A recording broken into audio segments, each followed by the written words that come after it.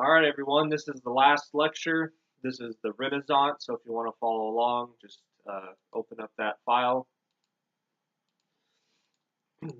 So if you look at slide 2, I've got a map there, and those are a map of trade routes during the time of the prior to the Renaissance. And you can see that Europe is on the fringe of this trading network. So Europe isn't really the center of the wealth of the world. The East is the center of the wealth of the world. Europeans during this time start to look to the East. And what attracts them? Well, there's a number of things. One is Marco Polo had traveled to China in the 13th century, and he brought back all these wealths. He brought back spices, dyes, rugs, and silks, but he also brings back these crazy stories from the East. These stories fascinate Europeans. They inspire a whole generation of sailors, explorers. Christopher Columbus had a copy of Marco Polo's book.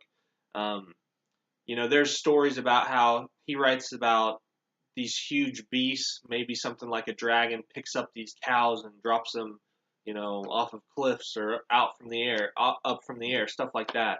Um, and supposedly on his deathbed, somebody was with him and said, hey Marco Polo, you're about to die. Why don't you tell us now that you made up all those stories? And instead of admitting that he'd kind of bent the truth a little bit, Marco Polo supposedly said, I didn't tell you half of what I saw. So kind of I don't know, leaves you at the edge of your seat. During the Renaissance, feudal institutions start to decline. They pass away. Um, Chivalry starts to go away. The Holy Roman Empire starts to kind of not. It doesn't die out until the 19th century, but it kind of wanes, I guess you could say. Papal authority starts to lose some power. Um, the guild system of trade and industry, scholasticism, all these old institutions kind of start to pass away or fade, and you have this new kind of civilization emerge. Now, people will give you different dates for the Renaissance. Usually around the year 1300 is when it starts. You know, maybe it goes until 1650. So that's the dates I'm using. And it's a word that means rebirth. It's first used by an art historian to refer to the rebirth of cultural and classical antiquity. So basically, you have this revival of interest in the classical learning and culture of the Greeks and the Romans. That's kind of how the Renaissance starts. Uh, and the Renaissance is what scholars see as ushering in the modern world. So if you look at slide 6, that's kind of how you would divide up history during this time period. You're starting to be born into the modern world. Um, so that's kind of what happens. Um, so like I said, the art critic Giorgio Vasari, he uses the word rebirth to describe the artwork of the time. Artists start to bring back the glories of the classical world, and I guess I should say I don't think I mentioned this earlier because I don't talk a lot about art. During the Greeks and the Roman periods, you would have very realistic uh, art. The sculptures, the paintings, they're very realistic. You could see the muscles on people. A lot of times these statues were nude and you could see the parts of their bodies. That kind of goes away during the Middle Ages. The church focuses on art, not in that way. Art is more two-dimensional during the Middle Ages, whereas during the classical period it was very 3D, very lifelike. That 3D starts to come back during the Renaissance. There are different causes of the Renaissance.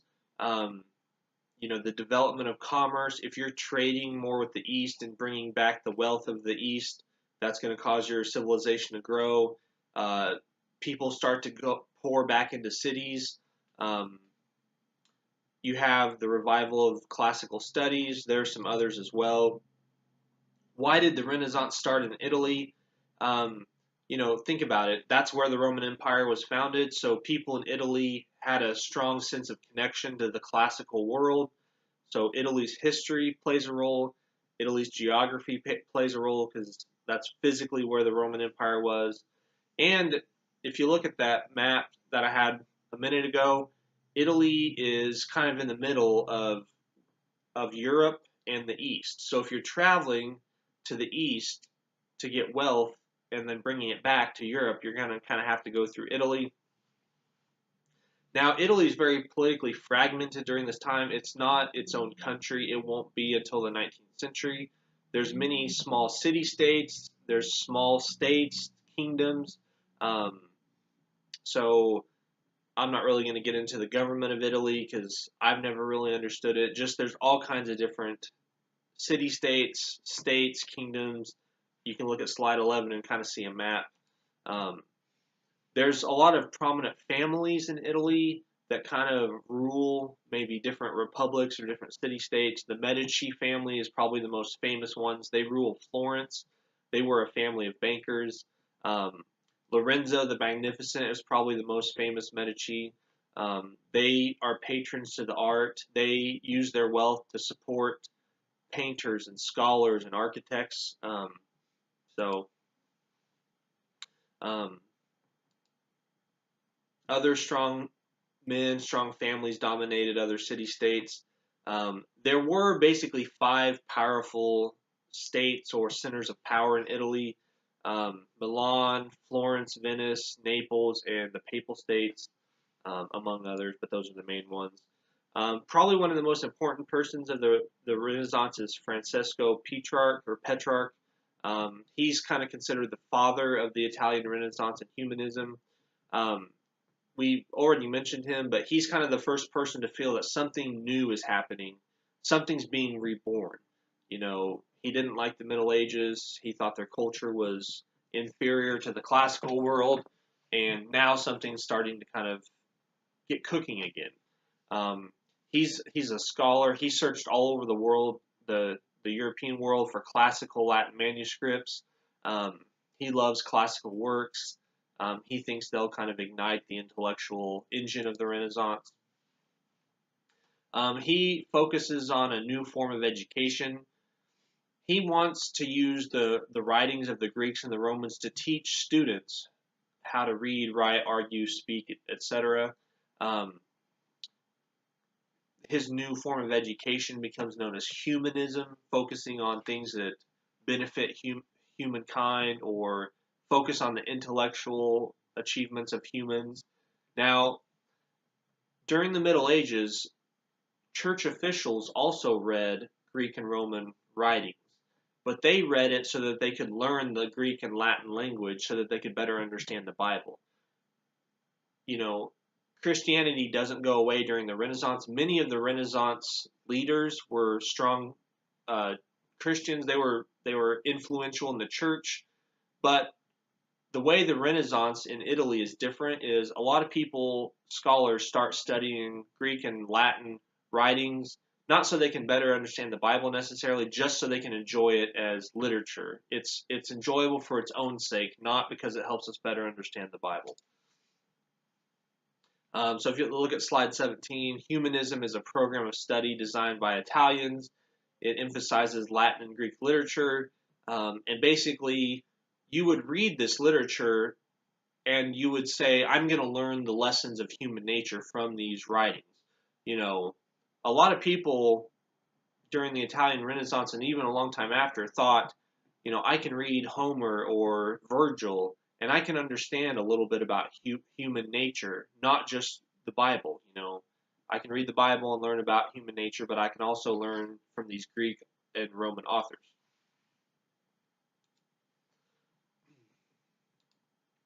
Um, there's this writer, Baldassare Castiglione. He writes a really famous book called the Book of the Courier. It's a handbook on basically how to behave. It's really interesting.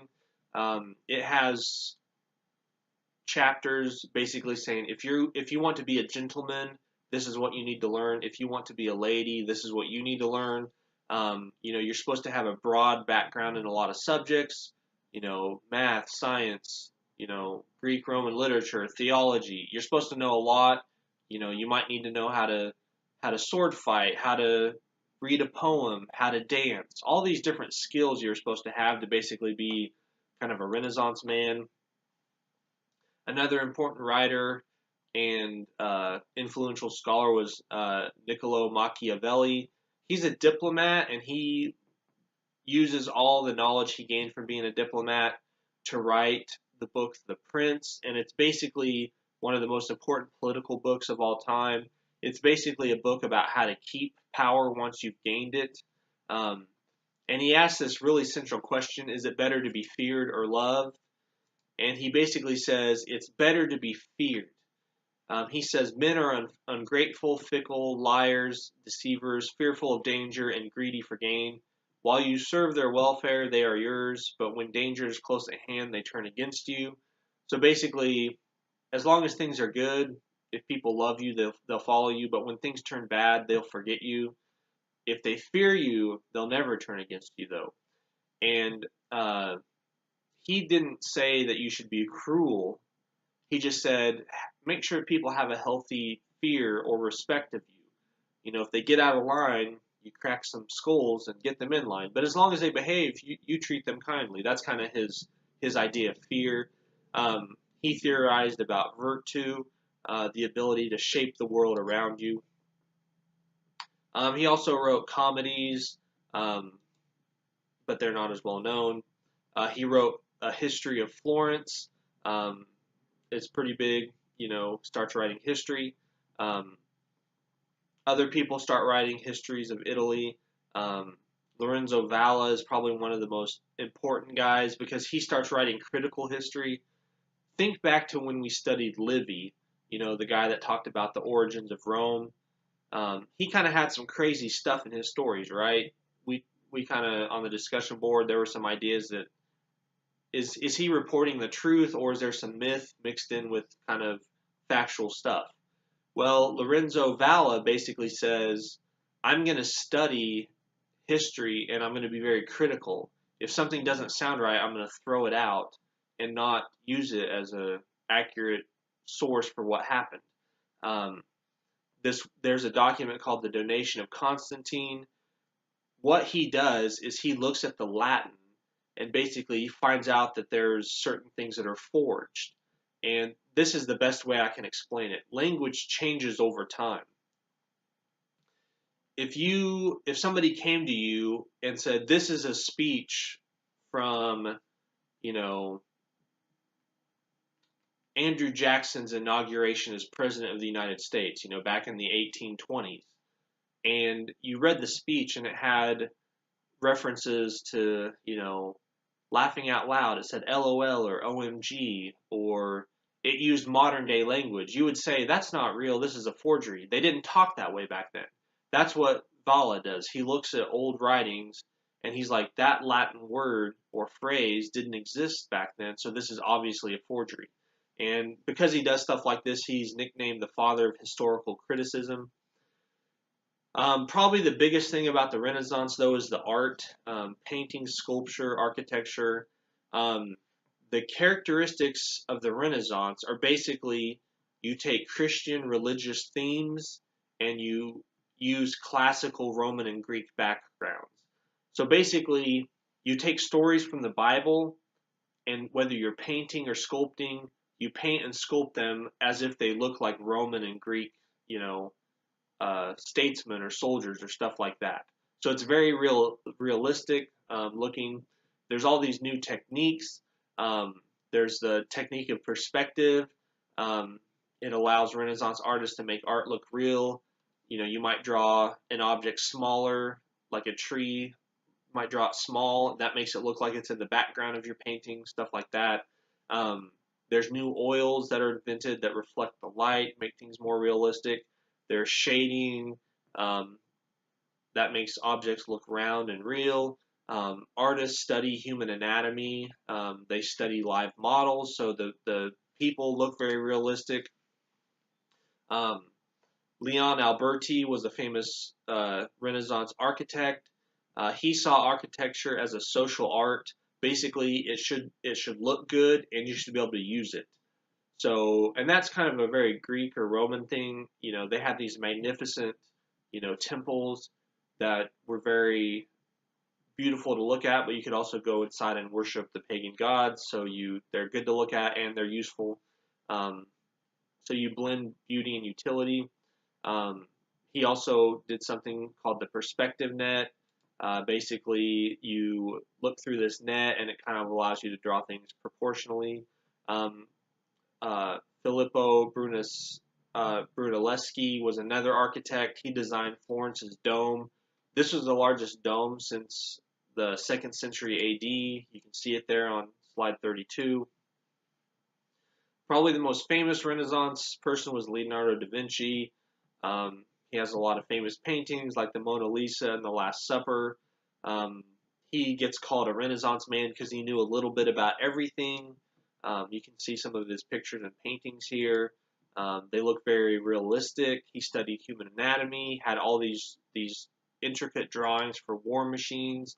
Raphael, another Renaissance artist, blends classical and classical style, Christian and classical styles. You can see some of his paintings as well. Michelangelo, a great sculptor, but he also did engineering, painted. He was an architect, a poet. You can see his statues here that he sculpted in the Sistine Chapel that he painted. Donatello, another sculptor, had a really famous statue of David. You can see here. Now, the Renaissance starts in Italy, but it also goes north to Northern Europe. So first in Italy, then the rest of Europe experiences it. The Northern Renaissance begins in Flanders. It usually gets there by about 1400. Now, a characteristic that's different is the Northern Renaissance tended to be more religious. So Northern humanists held on to Christian teachings a lot stronger than did Italian humanists. That's just kind of how it goes. Johann Gutenberg invents the printing press, or the movable type printing press, or that allows more books to spread. There's kind of a revolution that occurs. Before the printing press, books are expensive, they're rare. Scholars estimate maybe 1,000 or so books in Europe, a few thousand. You have to copy books by hand. After the printing press is invented, books are cheap. They can be copied quickly since it's no longer by hand. You go from a few thousand to maybe 15 or 20 million by the year 1500. If you have spread of books, you have the spread of knowledge and ideas. There's the Northern Renaissance also has famous painters, Jan van Eyck and Peter Bruegel. My favorite is Peter Paul Rubens. He basically uses stories from the Bible. He uses his understanding of ancient mythology and classical history. So his paintings are very famous and they're very lifelike. So they're Christian and they tell kind of pagan stories as well. Probably one of the most famous Northern humanists was Erasmus. He was a Dutch priest. He had a very good background knowledge in classical languages. He wrote a Greek translation of the Bible. He thought some of the old translations were messed up, maybe had some errors. When all these monks are copying, they make errors from time to time. So he gathered a bunch of different manuscripts and tried to write down the correct version. This is kind of evidence how the Northern Renaissance was more religious. He basically said, I want everybody to have the Bible in their own language. He said the strength of the Bible or of Christianity is that people should be able to read it for themselves. He had this quote, he didn't agree with those who don't want the Holy Scriptures to be read in translation by the unlearned, as if the chief strength of the Christian religion lay in people's ignorance of it. So he wanted more French and English and German Bibles. Another famous Northern Renaissance humanist was Sir Thomas More. His most famous book is the book Utopia, where he kind of creates this fictional world that everything's perfect. The word utopia comes from a Greek word meaning nowhere. So there's kind of this idea that he knew that utopia could never exist. So those are some of the, highlights of the Renaissance. You'll watch a video kind of on some of the stuff of the Renaissance as well. But that's the last lecture.